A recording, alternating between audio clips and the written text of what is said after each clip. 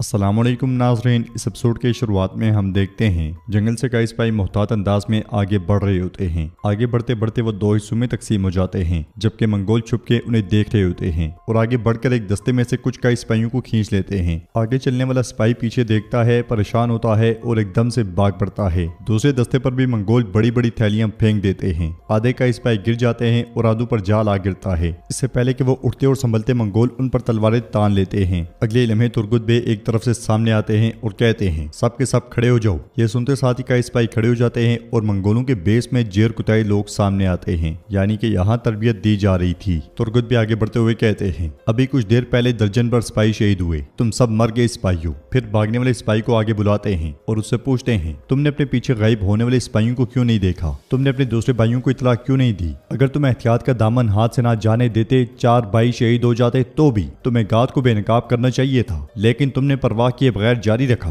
और तुम भाग गए। लेकिन मैं तुम सबको सिखाऊंगा, या तो आसान तरीके से या मुश्किल तरीके से। अब मैं आज रात खेमे में तुम सबका इंतजार करूंगा। ये कहते साथ ही तुर्गुत भी आगे बढ़ जाते हैं। जेरकुताई सिपाहियों से कहता है तुम जल गए सिपाहियों, तुर्गुत गाजी तुम सबसे इसकी कीमत अदा करवाएंगे। चलो खेमों में चलो चलो चलो चलो। शर्मिंदा होते हुए सिपाही चले जाते हैं। दूसरी तरफ आइकुत के उमाज और सिपाहियों के साथ सर पर घोड़ा दौड़ा रहा होता है। घोड़े दौड़ाते दौड़ाते वो दो हिस्सों में तकसीम हो जाते हैं और बर्क रफ्तारी के साथ आगे बढ़ते हैं। काई कबीले में बाला हतून खाने के इंतजामात का जायजा ले रही होती है। अलजन सर पे कपड़ा रखे आगे बढ़ रही होती है और गाजी को देखते हुए कहती है गाजी सैलाब तुम्हें बहा कर ले जाए। अलजन को देखते साथ ही गाजी अपने दोस्त के पीछे छुप जाता है और बाला हतून अलजन को देखते हुए पूछती है ये क्या हालत बना रखी है अलजन खातून? तो अलजन कहती है मत पूछो बाला, मेरा दिमाग काम नहीं कर रहा। ये गाजी इसे दुख पहुंचे, मैं इसे पकड़ने के लिए इसका पीछा करते हुए पहाड़ी से नीचे गिर गई। बाला हतून उससे कहती है आओ आओ बैठो आराम करो। तो अलजन कहती है मैं आराम नहीं कर सकती, खाना कौन बनाएगा? बाला हतून कहती है बैठो अलजन और आराम करो वरना तुम बेहोश हो जाओगी। ये कहते साथ ही उसे सहारा देकर बिठाती हैं। इसलिए में हलीमा फातिमा के साथ तेजी में वहां आती है और बैठते हुए कहती है माँ बाजियान में मुझसे बेहतर जंगजू कोई नहीं है, लेकिन मेरी बहन ने एक लम्हा भी आराम नहीं करने दिया मुझे। तो फातिमा कहती है लड़ाई की महारत में कोई बात नहीं है, जब तक तुम हमारी तरह नहीं लड़ लेती तुम्हें तरबियत से नहीं रुकना। बाला हतून कहती है अब जंग की मश्क बंद करो, तुम दोनों के लिए एक फरीजा है, आज रात का खाना तुम दोनों बनाओगी और अपने बाबा के दस्तरखान सजाओगी। हलीमा खड़े होकर कहती है लेकिन माँ मैं तो अभी सीख रही हूँ। हलीमा और फातिमा को देखते हुए गोंचा बाला हतून से कहती है माँ क्या आपको यकीन है? ऐसा ना हो कि आज रात हम भूखे ही रह जाएं। फातिमा गोंचा की जानिब देखती है तो गोंचा कहती है मैं मजाक कर रही हूँ, लेकिन मैं तुम्हारी मदद करूंगी। मगर बाला हतून कहती है नहीं नहीं, सिर्फ ये दो ही बनाएंगी।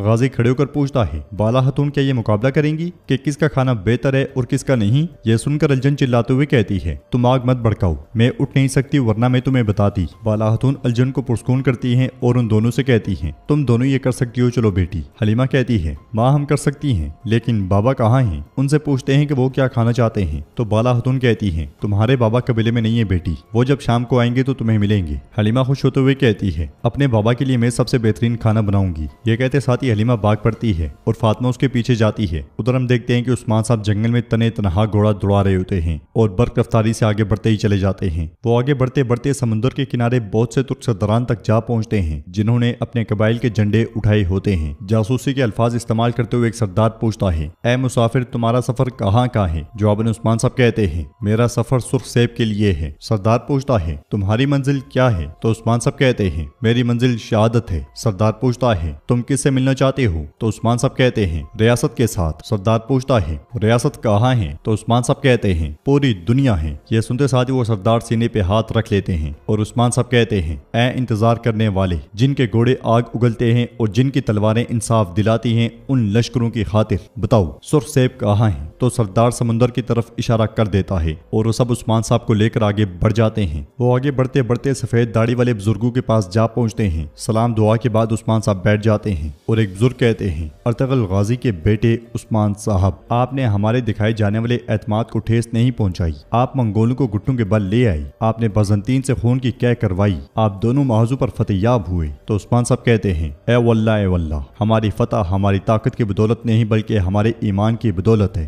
मैं दीन इस्लाम को फैलाने की कोशिश कर रहा हूँ और मैं इस कोशिश से हरगिज दस्तबरदार नहीं हूँगा। बुजुर्ग कहते हैं, हमने सुना, देखा और तस्दीक की, लेकिन जान लें कि आगे मजीद मुश्किल दिन आपके मुंतजर हैं। आपकी किस्मत बिच्छू के शिकंजे के दरमियान है। दुश्मन को शिकस्त हुई, लेकिन वो दोबारा ताकत जमा कर रहे हैं। वो अपनी पूरी ताकत से आप पर हमला करेंगे। ये जंग फलाह व बहबूद की जंग नहीं होगी, ये वजूद और पायदारी की जंग होगी। उस्मान साहब कहते हैं, मैं रियासत को हमेशा के लिए गालिब करने की कोशिश कर रहा हूँ। हम मौत से कभी भी नहीं डरते, भले ही वो सब एक साथ आकर हमला कर दें। बुजुर्ग उस्मान साहब की बात काटते हुए कहते हैं, लेकिन आप इस जंग में दिन ब दिन कमजोर होते जा रहे हैं। आपकी जद्दोजहद ने आपको बहुत छलनी किया है। आपके सिपाहियों की तादाद कम हो गई है। यह सुनकर उस्मान साहब कहते हैं, मैं जानता हूँ, मैं बिल्कुल जानता हूँ। फिर दूसरे बुजुर्ग कहते हैं, उस्मान साहब आप कह रहे हैं कि आप जानते हैं, अगर ऐसा है तो जो तदबीर आप इख्तियार कर रहे हैं वो हमें भी बताएं। तो उस्मान साहब कहते हैं, जो तलवारें इस्तेमाल नहीं कर सकते वो सिपाही भी जंजीरों में जकड़े हुए हैं। जिस सिपाही का खानदान ना हो वो सिपाही रियासत के मुस्तकबिल को खतरे में डाल देता है।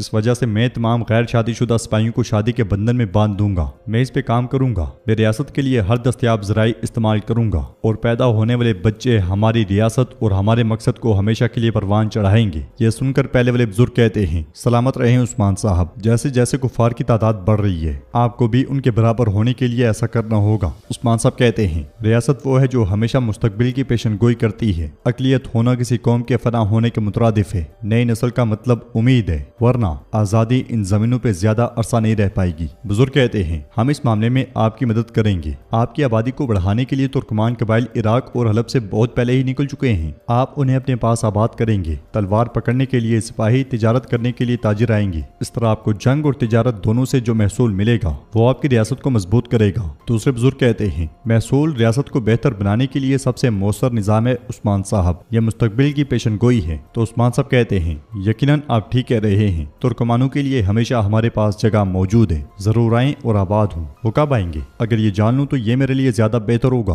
तो बुजुर्ग कहते हैं, वो 15 दिनों में यहाँ पहुंच जाएंगे। तलवार के हक से नई फतह करदा जमीनों को उनसे आबाद करेंगे। उस्मान साहब, हम आपको फतूहात की खुशखबरी देते हैं। तलवारें म्यानों से निकल आईं, इंसाफ का परचम आसमान पर बुलंद हो। जब सल्जूक रियासत का खात्मा हुआ, बगैर सरबराह के रह जाने वाले सरदार आपस में ही लड़ पड़े। जब तुर्कों को मुत्तहिद और मुनज़्ज़म होने की जरूरत थी, सब ने कहा कि मैं इस रास्ते का सरबराह बनूंगा, मैं बनूंगा, और उन्होंने अपने इनफरादी मकसद को मुंतखब किया। लेकिन आप उस्मान साहब, आपने तुर्कों के लिए इस्लाम के मकसद का इंतखाब किया, ना कि अपने इनफरादी मकसद को। आपने कुफार के साथ अकेले जंग की अल्लाह के फजलो करम से, और इसी वजह से फतूहात की आग रोशन करें। ये इतनी बड़ी आग है कि ये जालिमों के लिए खौफ और मजलूमों के लिए उम्मीद साबित होगी। तुर्कों के घोड़े घोड़ी के सर की तरह सरजू तक पहुंच जाएंगे। पेशकदमी करें उस्मान साहब और आगे बढ़ते रहें ताकि खयानत का स्याह खंजर टूट जाए। इस्लाम का इंसाफ पूरी दुनिया में फैला दें। यह सुनने के बाद उस्मान साहब खड़े होते हैं और सीने पे हाथ रखते हुए कहते हैं, कुफार की आग बुझ जाएगी, कुफार तबाह बर्बाद हो जाएंगे। मैं कसम खाता हूँ कि मैं तुर्कों की जमीनें रोज बरोज बढ़ाऊंगा। या तो रियासत के हुक्मरान बनेंगे या कौमों के खुराक बनेंगे। बुजुर्ग उस्मान साहब का शुक्रिया अदा करते हैं। नाज़रीन, इसके बाद हम कोजा सरदार का कबीला देखते हैं। सफर पे चलने वाला आइकुत उनके पास पहुंचता है और सरदार यगीत और कोजा बे से कहता है, मैं सरहदों में अदल इंसाफ कायम करने वाले सरदारों के सरदार उस्मान सरदार का सलाम लाया हूँ। कल उस्मान सरदार एक शुरा मुनक्किद फरमा रहे हैं। वो चाहते हैं कि आप और दीगर तमाम सरदारान उसमें शरीक हूँ। तो सरदार कोजा कहते हैं, हम ओगोज नस्ल के वारिस के इस सलाम की दावत की कदर करते हैं, लेकिन आखिरकार उस्मान साहब की इस शुरा का मकसद क्या है? क्या तुम्हें कुछ इल्म है आइकुत? तो आइकुत कहता है, मुझे कुछ मालूम नहीं। हमारे हुजूर ने बस यही हुक्म सादिर फरमाया कि सब सरदारान को इतला दो। तो सरदार कोजा कहते हैं, उस्मान सरदार का हुक्म हमारी सर आंखों पर। तो नाज़रीन, इसके साथ ही एपिसोड भी इख्तिताम पजीर होती है। वीडियो पसंद आए तो लाइक कर दें, शेयर कर दें। सब्सक्राइब नहीं किया हुआ तो सब्सक्राइब करने के साथ साथ घंटी वाले आइकन को दबाना मत भूलें। मिलते हैं इंशाअल्लाह नेक्स्ट वीडियो में। तब तक के लिए रखें अपना और अपनों का बहुत ज्यादा ख्याल। अल्लाह निगहबान।